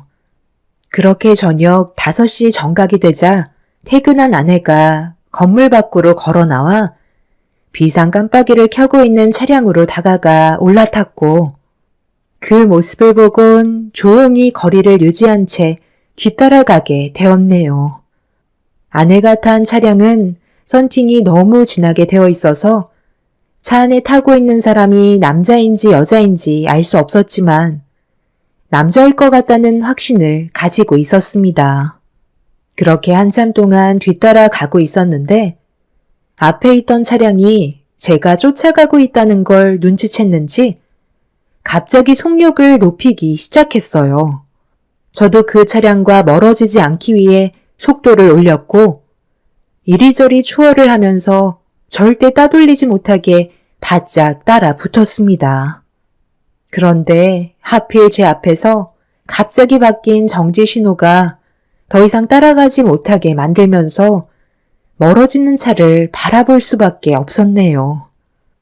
아무것도 얻지 못해 허탈한 상태로 집에 들어와 소파에 털썩 주저앉아 한숨을 쉬며 아내에게 전화를 할지 말지 고민하면서 핸드폰만 만지고 있었는데 갑자기 머릿속에 스친 침대 밑에 있던 상자가 생각이 나더라고요. 아내와 이미 서로에 대한 신뢰를 잃어버린 터라 상자 안에 어떤 물건이 들어있는지 확인해 보고 싶었어요. 그래서 침대 밑에 손을 집어넣었는데 아무것도 발견되지 않았고 그때부터 상자가 있을 만한 곳은 전부 다 뒤지기 시작했어요. 아내가 숨겨둔 의문의 상자가 어디에 있는지 도저히 찾을 수가 없겠더라고요. 알 수 없는 물건이 담긴 상자와 장모님과 처형이 아내와 나눴던 대화, 그리고 누군가의 차를 타고 사라진 아내의 모습들은 저를 점점 더 미치게 만들었습니다. 아무것도 해결이 되지 않은 상태에서 결혼 생활을 유지하기란 정말 쉽지 않더라고요. 그날 처음으로 평생 함께 할 줄 알았던 아내와의 관계를 정리해야 될지도 모른다는 생각을 가지게 되었어요. 그만큼 너무 많은 실망을 하게 되었고 그날은 아내가 집에 들어오지 않았습니다. 너무 큰 스트레스를 받아버려서 그런지 집에 있던 술이란 술은 전부 다 마셔버렸고 핸드폰 진동 소리에 한참 동안 잠들어 있던 제가 눈을 떴을 땐 이미 점심시간이 지나가 버린 상태였네요. 진동이 울린 핸드폰을 힘겹게 주워들었는데 장모님께 전화가 왔더라고요. 그래서 통화 버튼을 누르려 했는데 전화가 끊겼길래 다시 장모님께 전화를 걸으려는 순간 제 눈을 의심할 만큼 처가 식구들한테 엄청나게 많은 부재중 전화가 찍혀 있었어요. 무슨 일인지 알지 못했지만 불안한 느낌은 지울 수 없었고 정신을 차린 뒤 급하게 장모님께 전화를 하니 바로 전화를 받으신 장모님께선 저에게 왜 이렇게 전화를 받지 않냐고 오열을 하셨습니다. 장모님이 말을 이어나가시지 못하자 처형이 대신 핸드폰을 건네받아 저에게 상황을 설명했고 그 말을 듣는 순간 너무 큰 충격을 받아 들고 있던 핸드폰을 떨어뜨리고 말았네요. 술도 깨지 않은 상태에서 차를 몰고 갈 수 없는 상황이라 급하게 택시를 잡고 처형이 알려준 병원으로 서둘러 달려갔어요. 그렇게 도착한 병원에선 제 눈앞에 믿을 수 없는 광경이 펼쳐지고 말았습니다. 장모님은 왜 이제야 왔냐고 두 손으로 제 가슴을 치면서 오열을 하셨고, 제 눈앞엔 아내가 세상을 떠난 상태였습니다. 그런데 그 옆에 또 다른 사람이 나란히 누워 있었어요. 너무 큰 충격을 받은 상태에서 옆에 있는 사람은 누구냐고 물어보자 장모님과 처형은 아무 말도 하지 못하고 있었습니다. 제가 소리를 지르면서 아내의 옆에 누워있는 사람이 누구냐며 소리를 지르면서 다시 되묻자 제 아내와 바람을 피우고 있던 남자인 것 같다는 충격적인 말을 꺼내었네요. 전날에 제가 쫓아갔던 차량 안에서 운전을 한 남자였고 무슨 이유 때문에 사고가 났는지 물어보자 외도남의 운전 미숙으로 인한 가드레일 충돌 사고라는 말을 듣게 되었네요. 전혀 예상하지 못했던 너무 큰 충격을 받았던 저는 다리에 힘이 풀려 그 자리에 주저앉아 버렸고 미동조차 없는 아내를 멍하니 바라볼 수밖에 없었습니다. 저와 결혼을 한 지 3개월 정도밖에 안 됐었는데 왜 다른 남자를 만나고 있었는지 이해할 수가 없었어요. 아무것도 밝혀지지 않은 상태에서 아무 말도 없는 아내의 장례를 진행해야 됐고 그렇게 저는 제대로 된 시작도 해보지 못한 채 인생에 단 한 번뿐이라고 생각했던 결혼은 끝이 나고 말았습니다. 너무 큰 충격을 받았는지 눈물도 나오지 않는 상태에서 아내의 영정사진을 멍하니 바라보고 있는데 장모님과 처형이 서로 얼굴을 마주보면서 심각한 얼굴을 하고 있었어요. 그러다 저와 눈이 마주친 장모님께서 화들짝 놀라며 처형을 데리고 자리를 옮기길래 뭔가 느낌이 좋지 않아 힘겹게 자리에서 일어나 장모와 처형의 뒤를 밟았습니다. 그렇게 거리를 두고 따라가니 두 사람이 인적이 드문 병원 사각지대에서 소곤거리는 대화를 듣게 되었고 제 두 귀를 의심할 만큼 충격적인 말을 듣게 되면서 핸드폰의 녹음 기능을 켜게 되었네요. 그리고 저는 급하게 아내가 누워있는 안치실로 달려가 굳게 닫혀있는 관뚜껑을 부쉈습니다. 제가 관뚜껑을 부수기 시작하자 처가댁 식구들은 난리가 나게 되었고 장인어른께서도 저보고 제정신이냐며 급하게 말렸지만 소용이 없었네요. 그렇게 관뚜껑이 열리자 제가 집안에서 그토록 찾았던 아내의 검은색 상자가 간 속에 있는 걸 발견하게 되었습니다. 떨리는 손으로 밀봉되어 있던 박스를 뜯어버린 순간 그 안에 있던 내용물은 저를 엄청난 충격에 빠뜨리게 만들었죠. 온몸이 떨려왔고 어떻게 된 거냐고 처가 식구들에게 물어보자 아무도 제 말에 답을 해주지 않았어요. 그리고 제 손에 들려있던 작은 사진 한 장은 장인어른의 멱살을 잡게 만들었네요. 저와의 시선을 피한 장인은 입을 굳게 닫고 있었고 엄청난 소란에 장모와 처형이 안치실로 급하게 들어오길래 상자 안에 담겨있던 내용물을 전부 다 바닥으로 쏟아내 버렸고 그걸 본 두 사람은 경악을 하고 말았어요. 제 손에 들려있는 이 사진 어떻게 설명하실 거죠? 제가 모르는 과거에 대해 이제는 알려주셔야 되겠는데요. 혜진이랑 저 사람이 무슨 관계냐고요? 왜 이 상자 안에 초음파 사진이 들어있고 두 사람 품에 갓난아이가 있는 거예요? 저에게 조금이라도 거짓을 얘기한다면 그냥 넘어가지 않겠습니다. 제보, 일단 진정하고 내 얘기 좀 들어봐. 그거 별거 아니야. 그냥 혜진이가 가지고 있던 유품이라 넣어둔 것뿐이라고. 우리도 전혀 모르는 일이라니까. 그래요? 제가 방금 무슨 말을 들었는지 알아요? 두 분이서 나눈 대화를 제가 못 들었을 것 같아요? 제 핸드폰에 전부 다 녹음되어 있다고요? 저는 핸드폰에 녹음되어 있던 파일을 재생시켰고 장모와 처형이 나눈 대화가 안치실에 울려 퍼졌습니다. 그리곤 모든 사실이 밝혀지자 장모는 온몸을 떨면서 저에게 손이 발이 되도록 빌었고 처형도 이렇게까지 일이 커질지 몰랐다면서 한 번만 용서해달라고 애원하기 시작했어요. 장인어른은 아무 말 없이 고개만 떨구고 있었습니다. 저가 식구들 모두가 한통속이었고 저에게 접근한 이유는 전부 돈 때문이었다는 게 녹음된 음성으로 흘러나오고 있었죠. 걱정할 거 없어. 어차피 찾을 수 있는 증거물은 아무것도 없잖아. 우리가 이런 계획을 꾸몄다는 걸 누가 알 수 있는데? 혜진이가 가지고 있던 물건 나보고 보관해달라고 했던 게 정말 다행이었던 거야. 만약 그 물건이 박서방 집에 있는 상태로 혜진이가 떠났다고 생각해봐라. 그럼 아이를 임신해서 출산까지 하고 출생신고도 하기 전에 미숙아로 태어나서 세상을 떠났었다는 사실을 전부 다 알게 될 텐데 그럼 우리가 받을 피해가 커지는 거잖아. 걔는 왜 이렇게 사람을 피곤하게 하는지 몰라.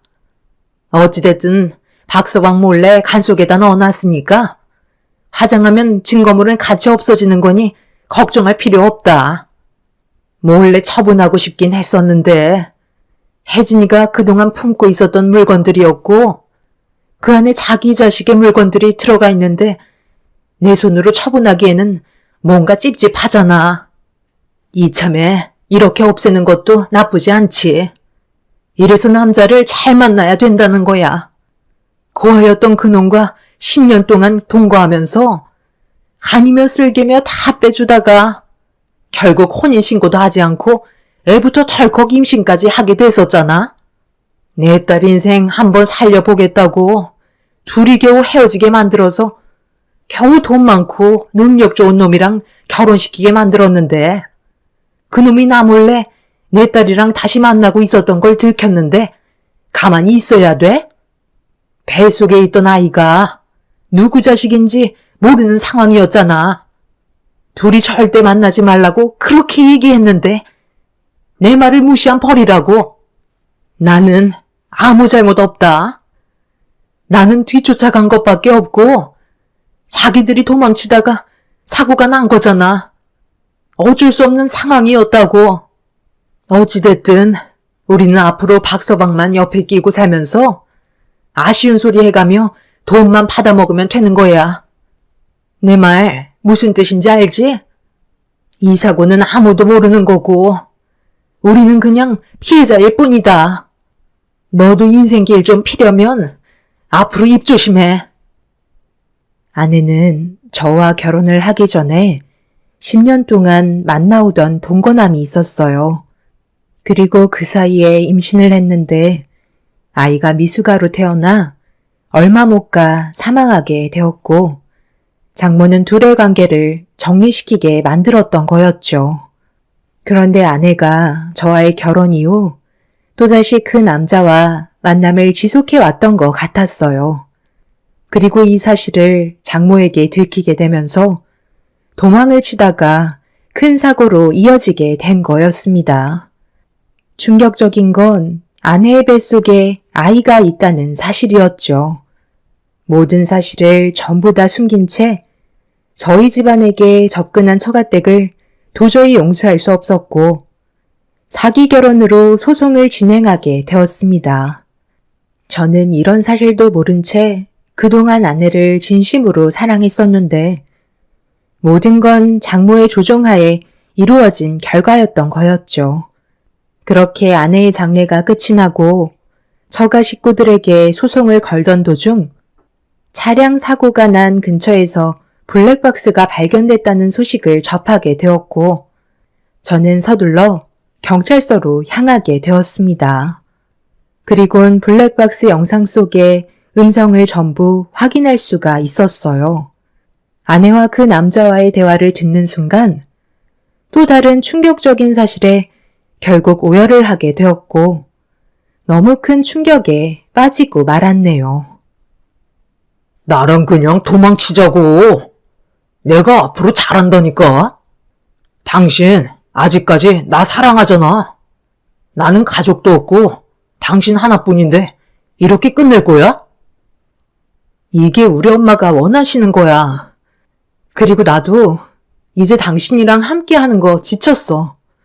10년을 기다렸지만 변하는 건 아무것도 없었잖아? 나 그 사람 정말 사랑해.